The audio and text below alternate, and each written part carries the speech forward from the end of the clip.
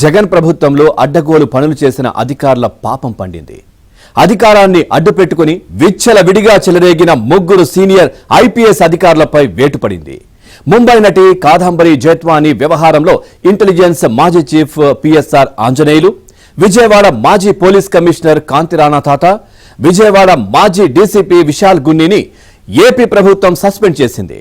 జేట్వానీ ఫిర్యాదుతో కేసు నమోదు చేసి విజయవాడ పోలీసులు ఇచ్చిన నివేదికను డీజీపీ ద్వారకా తిరుమలరావు ప్రభుత్వానికి నివేదించారు. దీన్ని పరిశీలించిన ప్రభుత్వం ముగ్గురు ఐపీఎస్ అధికారులను సస్పెండ్ చేస్తూ జీవో విడుదల చేసింది.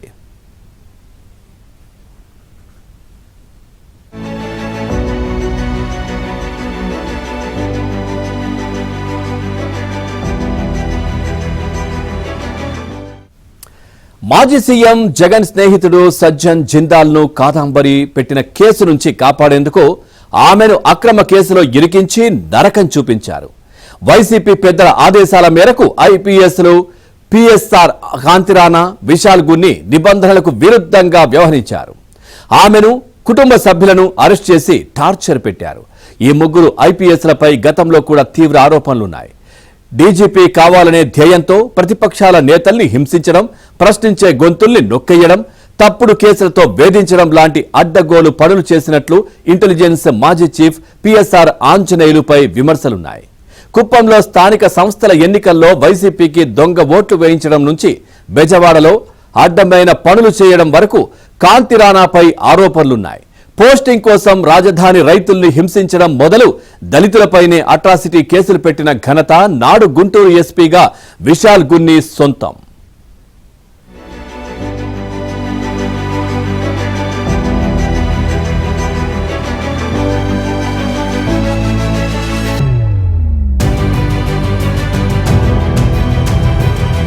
చర్చనీయాంశంగా మారింది. ముఖ్యంగా ఈ మొత్తం వ్యవహారం రాష్ట్రంలో సంచలనం రేకెత్తించింది. ఏబిఎన్ ఆంధ్రజ్యోతి వెలుగులోకి తీసుకొచ్చిన ఈ వ్యవహారంలో అప్పటి ఇంటెలిజెన్స్ చీఫ్ గా ఉన్న పిఎస్ఆర్ ఆంజనేయులు, అప్పటి విజయవాడ డీసీపీగా ఉన్న విశాల్ గున్ని, అప్పటి విజయవాడ సిపిగా ఉన్న కాంతిరాణా టాటా, వీళ్ళు ముగ్గురిని సస్పెండ్ చేస్తూ నిన్న చీఫ్ సెక్రటరీ ఉత్తర్వులు జారీ చేశారు. ఈ కేసులో మొదటి నుంచి కూడా ముంబైలో ఉన్న పారిశ్రామికవేత్త సజ్జన్ జిందాల్ను కాపాడేందుకు ఈ ముగ్గురు అధికారులు రాష్ట్ర ప్రభుత్వ పెద్దలు చెప్పిన విధంగా వ్యవహరించడమే కాకుండా అక్రమంగా నిర్బంధించడం, లేడీ కానిస్టేబుల్ లేకుండా విజయవాడకు తీసుకురావటం, అదేవిధంగా ఈ కేసుతో సంబంధం లేని ఆమె తల్లి తండ్రులను కూడా అరెస్ట్ చేయటం వంటి సంఘటనలకు సంబంధించి వీటన్నిటిపై కూడా విజయవాడ పోలీసులు ఇచ్చిన ప్రాథమిక నివేదిక ఆధారంగా డీజీపీ మరో నివేదిక తయారు చేశారు. ఈ ఏడాది ఫిబ్రవరి 2వ తేదీన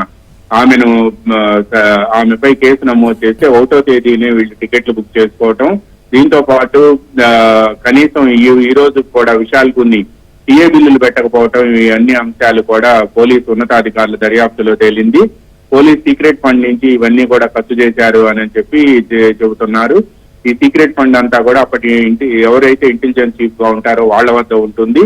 దీని నుంచే ఖర్చు చేశాము అని చెప్పి విశాల్ గున్ని కూడా ఉన్నతాధికారులకు చెప్పినట్టు తెలిసింది. ఈ వ్యవహారంలో అధికారులు వ్యవహరించిన తీరు నిబంధనలకు చట్టానికి విరుద్ధంగా ఉండటం వల్ల వీళ్ళ ముగ్గురుపై కూడా డీజీపీ నివేదిక ఇచ్చారు. వీళ్ళు అడుగడుగున ఉల్లంఘనలకు పాల్పడ్డారు అని కూడా డీజీపీ తెలిపారు. డీజీపీ ఇచ్చిన నివేదిక ఆధారంగా ప్రభుత్వం ఒక నిర్ణయానికి వచ్చి వీళ్ళ ముగ్గురిని కూడా నిన్న సస్పెండ్ చేస్తూ జీవోలు జారీ చేసింది.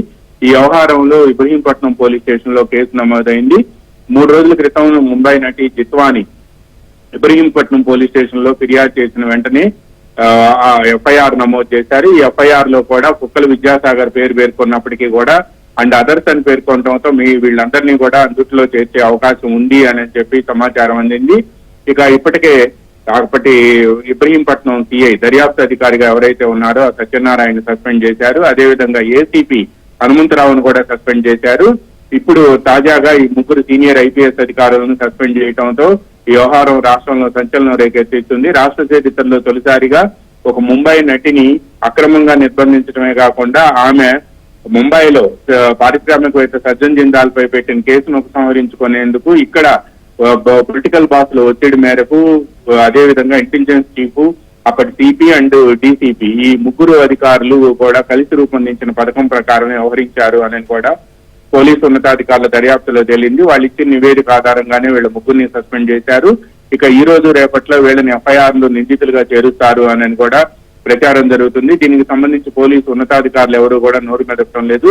నిన్న వీళ్ళ ముగ్గురిని సస్పెండ్ చేయాలని ప్రభుత్వం నిర్ణయానికి వచ్చిన తర్వాత సాయంత్రం జీవోలు విడుదల చేశారు.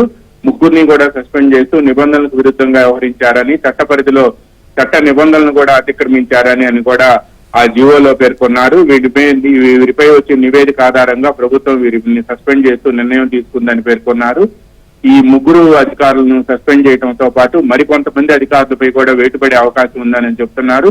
ఎవరైతే ముంబైకి వెళ్లి కాదంబరి జిత్వానీని తీసుకువచ్చారో అందులో ఉన్న కొంతమంది పోలీస్ అధికారులు వాళ్లే అప్రూవర్లుగా మారి తాము పై అధికారులు ఇచ్చిన ఆదేశాల మేరకే ఈ విధంగా ముంబై నుంచి తీసుకురావాల్సి వచ్చిందని, ఇందులో తమకు ఎటువంటి సంబంధం లేదని, పోలీస్ శాఖలో ఉన్నతాధికారులు ఇచ్చిన ఆదేశాలు పాటించాల్సి ఉంది అని కూడా వాళ్ళు స్టేట్మెంట్లు ఇచ్చారు. ఈ స్టేట్మెంట్ తో పాటు దర్యాప్తులో గుర్తించిన అంశాలపై స్రవంతి రాయ్ ఇచ్చిన నివేదిక, దానిపై డీజీపీ ఉన్నతాధికారులను పిలిపించి మాట్లాడిన అంశాలన్నింటినీ పేర్కొని కూడా పోలీస్ శాఖ నుంచి ఒక నివేదికను ప్రభుత్వానికి అందించారు. ప్రభుత్వం దీన్ని పరిశీలించిన తర్వాత వీళ్ళని సస్పెండ్ చేయాలనే నిర్ణయానికి వచ్చింది. ఆ తర్వాత జీవోలు విడుదలయ్యాయి. ఈ రోజు రేపట్లో ఎఫ్ఐఆర్ లో ఎవరెవరు చేర్చాలి అనే అంశంపై న్యాయ నిపుణుల ఒపీనియన్ తీసుకున్న తర్వాత ప్రభుత్వం నిర్ణయానికి వచ్చే అవకాశం ఉంది.